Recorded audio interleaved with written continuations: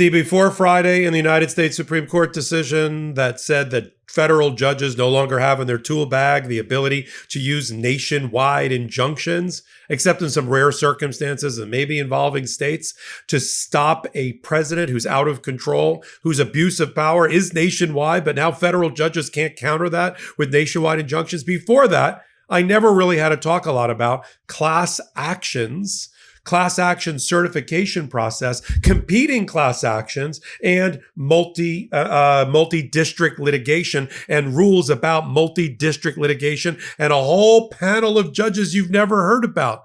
But now, because of Friday, when it relates to things like birthright citizenship or Donald Trump's immigration executive orders, or cutting off humanitarian aid executive orders, or cutting off funding to states executive orders, or his attack on diversity, equity, and inclusion diversity orders.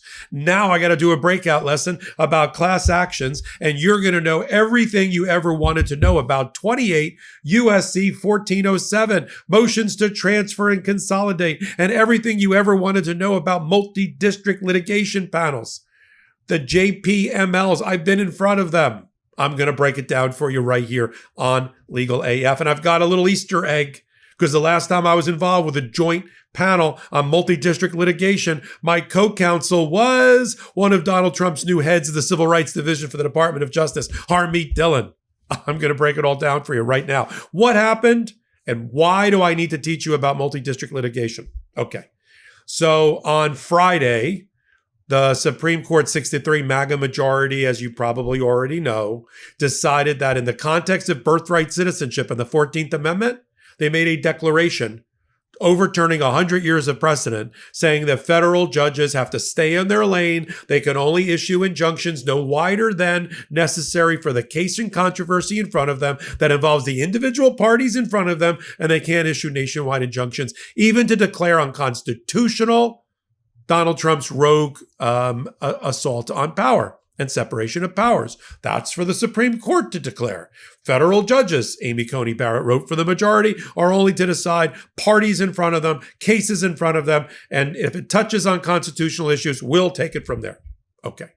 They also invited and said the alternative way to stop let's say the 14th Amendment from being assaulted by Donald Trump and the ripping away of birthright citizenship is to certify a class with a federal judge of all those similarly situated who will be harmed equally or the same or within subclasses by the same constitutional assault, certify the class to a temporary restraining order, and you're off and running. See, that would be simple. But what happens if more than one federal judge, more than one set of plaintiffs run to different federal courts in order to advance the class certification right?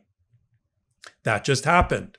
Hours after the Supreme Court ruled on Friday, two separate groups, one in New Hampshire, one in Maryland, and I'm sure another one that's coming soon in Washington, Seattle, Washington, where all of this started, brought their motions for class certification, certifying almost the identical group of class members, all babies born or about to be born since the executive order was put in place February the 25th of 2025 forward, to avoid having, this sounds scary, this sounds like a horror movie I never want to attend, stateless, nationless babies.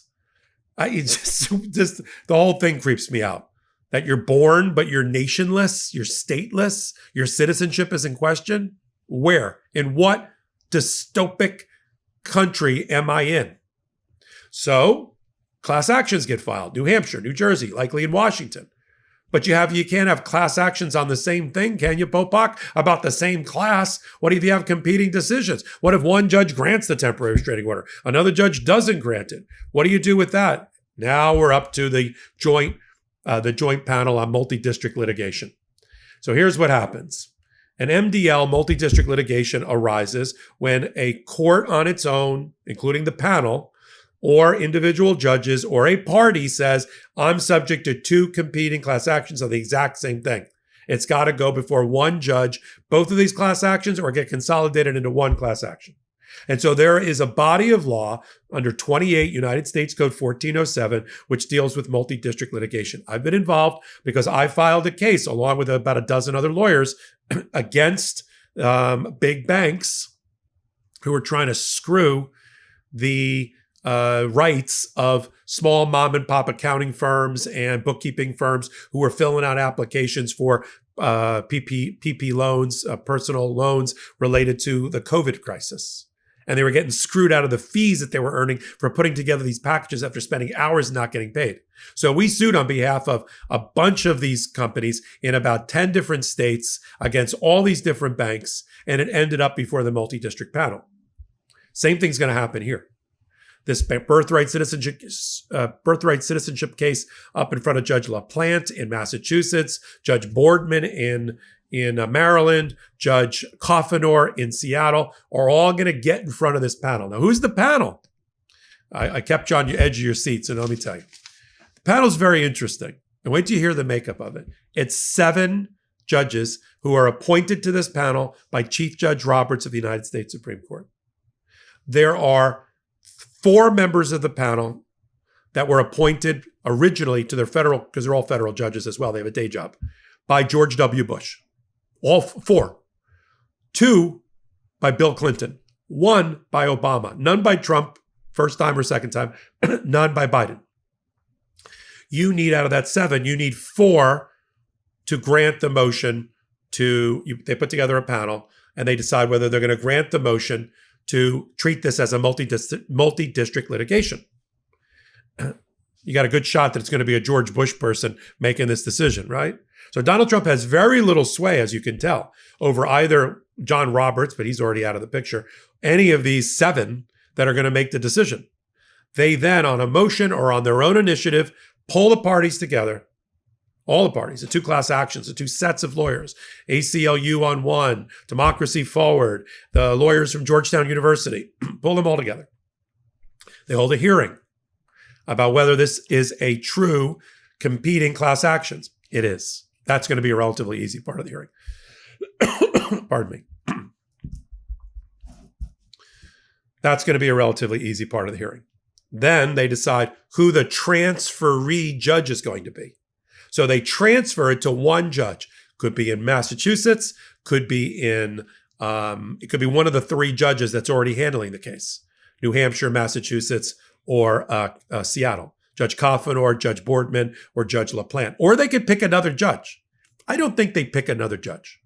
I think they're going to either place it in Maryland or maybe in Washington. The first judge to handle this was Judge Coffenor, who issued the first temporary restraining order against the Trump administration 5 days into the administration on birthright citizenship. He's the one that looked the lawyer, Brett Shumate, who just returned to the Trump administration like 2 days earlier, looked him in the eye and said, "This is the most egregious abuse of the Constitution I've ever seen, and I've been on the bench for 40 years. This is the revenge of the senior status judges," right? I think they give it to Coffenor in Washington, Seattle, Washington, which would be okay for us, right? Or they give it to Boardman, or they give it to LaPlante, or they pick a new judge. That transferee judge then handles all of the motion practice. Because right now there are motions for class certification that are pending before Boardman, before LaPlante, and the rest. They handle that, not those judges, whoever the transferee judge ends up being. And then they decide whether they're going to consolidate the cases, joining forces of all these lawyers, or they're going to stay one of the class actions and let one, maybe the first one to file, go first. The first one to file was in Seattle. And that also goes into the decision-making under the rules about who gets the case. Also, it's a pretty top-flight judge, Judge Coffenor, been on the bench for 40 years. If I were a betting man on the MDL, it goes to Judge Coffenor. Now, we're going to know very quickly whether this goes the multi-district litigation route that I just laid out in front of this 7-judge panel, over which Donald Trump has almost no sway. Because Boardman is holding a hearing in her courtroom on Monday, and LaPlante is going to be holding a hearing very, very quickly as well. And then you got the filing that's going to happen. If it hasn't happened yet, I'll report on it quickly. That's going to be refiled in Washington State in front of Judge Coffenor now as a class action. This is all about class actions. What are class actions? You have individual actions, which is you individually or with a group of people all have a breach of contract together. You're involved in an accident together. You're suffering an environmental disaster together. You name it.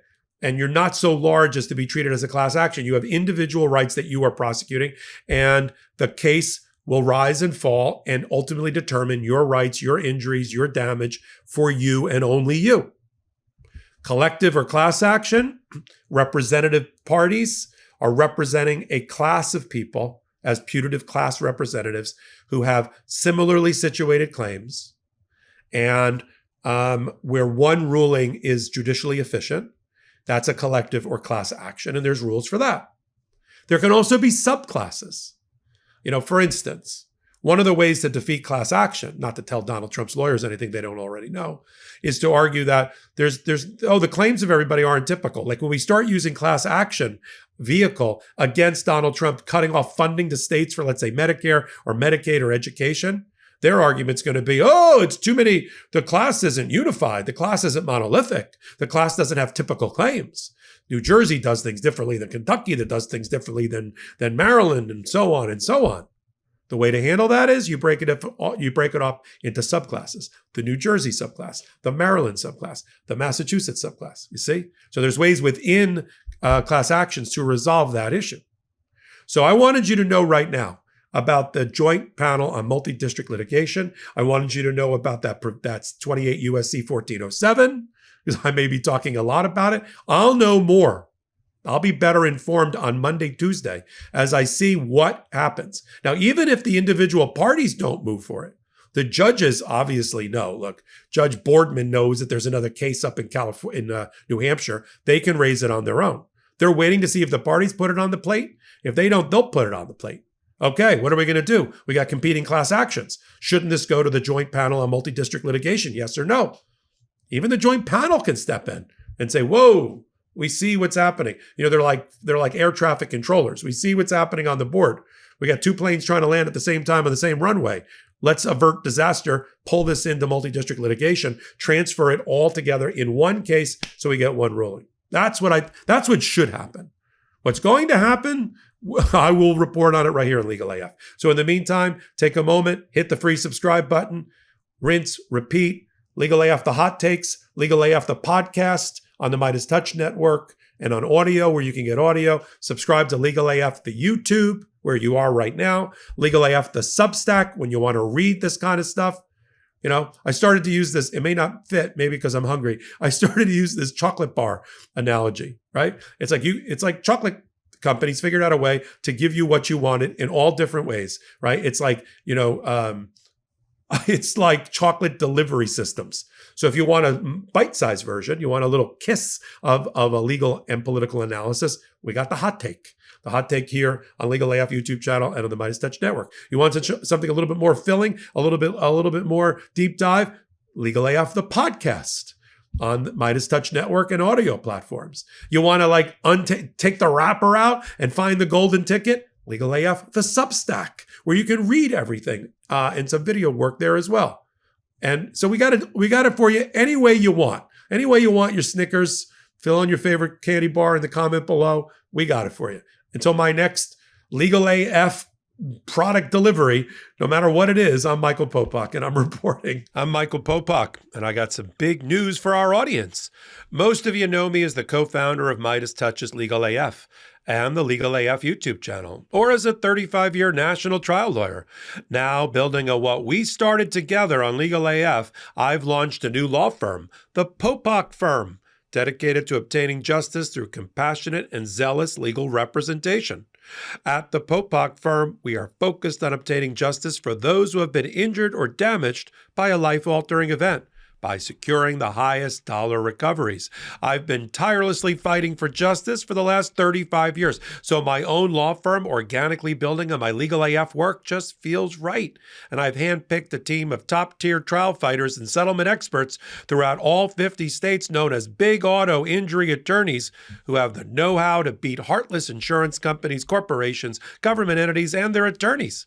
Big Auto's attorneys working with my firm are rock stars in their respective states. States and collectively responsible for billions of dollars in recoveries. So if you or a loved one have been on the wrong side of a catastrophic auto, motor vehicle, rideshare, or truck accident, suffered a personal injury, or been the victim of medical malpractice, employment harassment or discrimination, or suffered a violation of your civil and constitutional rights, then contact the Popok firm today at 1-877-POPOK-AF or by visiting my website at www.thepopokfirm.com and fill out a free case evaluation form. And if we determine that you have a case and you sign with us, we don't get paid unless you do. The Popok firm, fighting for your justice every step of the way.